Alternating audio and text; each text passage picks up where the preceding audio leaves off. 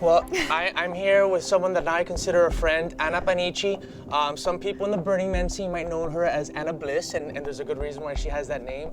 We'll get to that right now. But first of all, I want to know more about you. Tell me a little bit about your life. Where are you from? And what are some of the things that happened to you in your life that maybe influenced you to be who you are today? Well, I was not raised with any of this information. Basically, all of this I've discovered and learned from my own experience and just wanting to just get to know myself better. So I was raised Christian and with that kind of indoctrination. So it took me a while to break through that and mold the belief system and get to a deeper space of spiritual knowing inside of myself, of deep love of myself.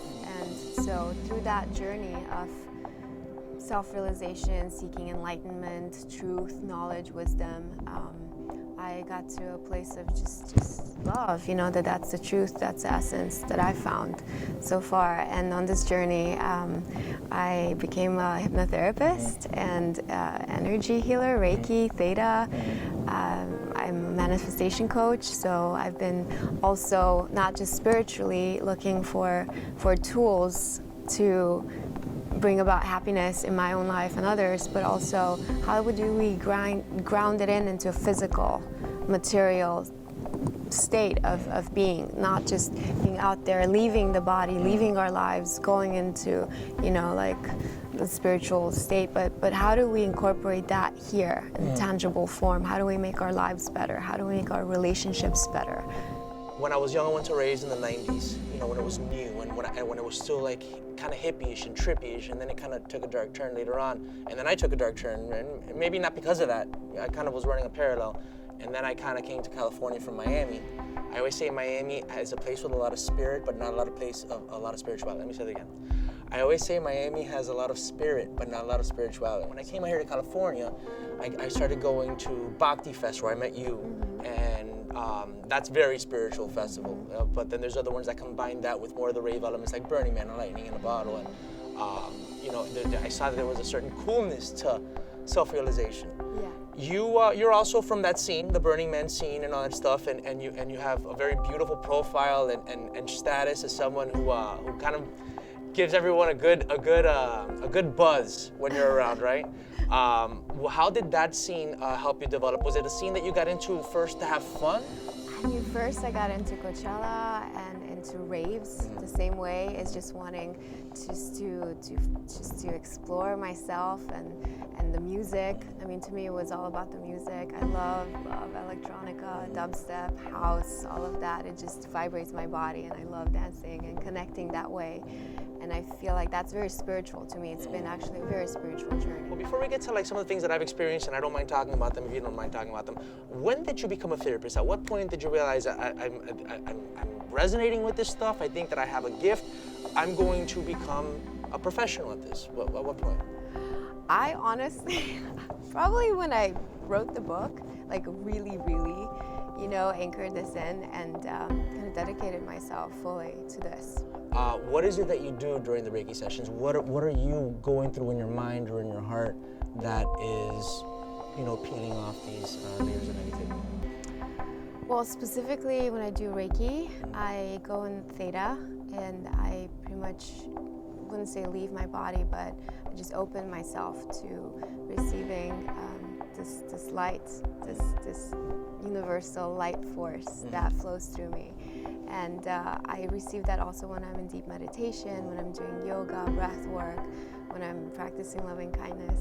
And it just flows through me, and not just me, everyone has this ability, but the problem is we close ourselves off in so many ways from receiving it. And theta, when you say theta, you mean the theta waves of the brain, because there's different, right. Is that what you mean? Theta, when you're just in a more receptive, open-minded kind of state, like a meditative state, that's theta. So when I'm in that state, then I'm able to channel this light, this universal consciousness, prana, energy, light that flows through me.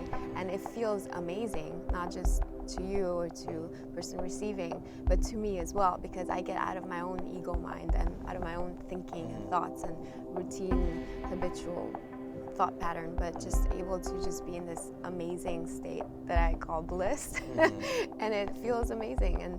And so in that, touch is so important to humans, and I really think we don't get touched enough. So another therapy that I got to experience with you was past life regression therapy. So what is past life regression therapy, and why does anyone need to go into their past lives at all?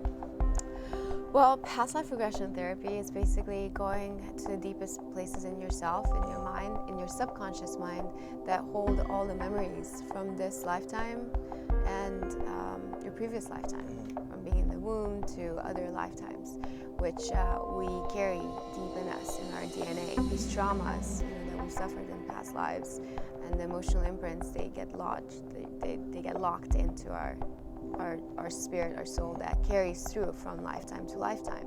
So you wrote this book. Let's see it. I love the title. The Time Travelers, Stories of Reincarnation, and it's a past life regression compilation. Now, if you don't mind, can I go ahead and divulge that I may be one of the people that you took notes on in this book? Okay. I don't mind saying it. It's now you put middle 30s, Hispanic man, and I am 36, but I would have rather it been like early 30s. I'm just kidding.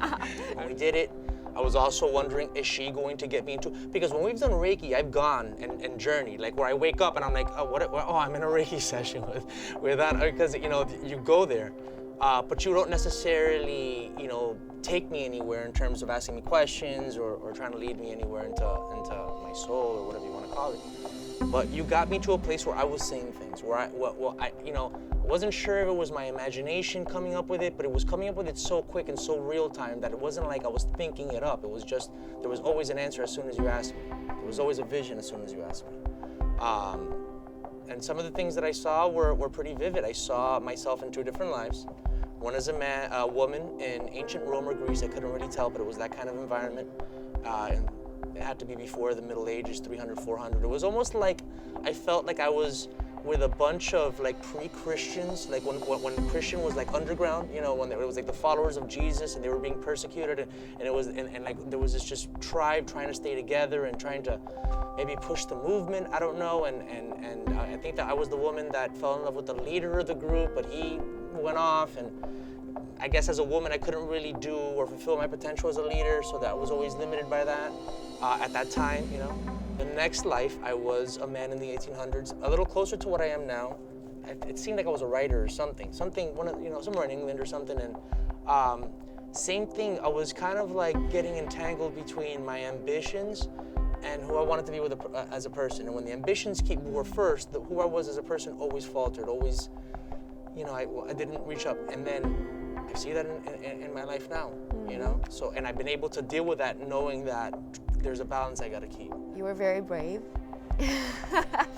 Brave man.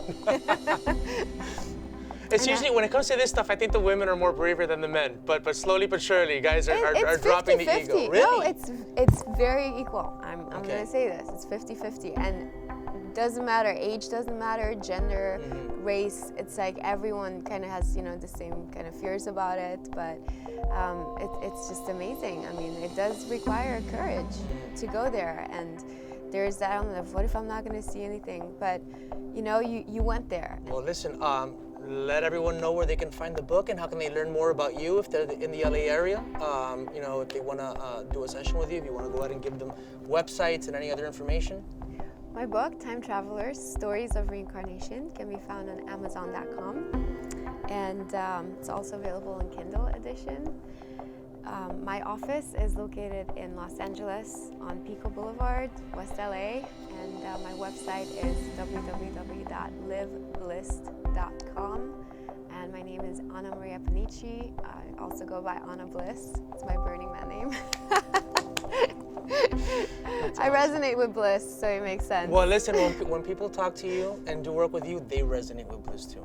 I want to thank you for being here. You're amazing. And not only thank you for being here and teaching some of our viewers about this, but teaching me about this, because I definitely needed it. So Anna Panici, she's amazing. She's an influence, and you can learn more about her, get her book, and don't be afraid to get hypnotized.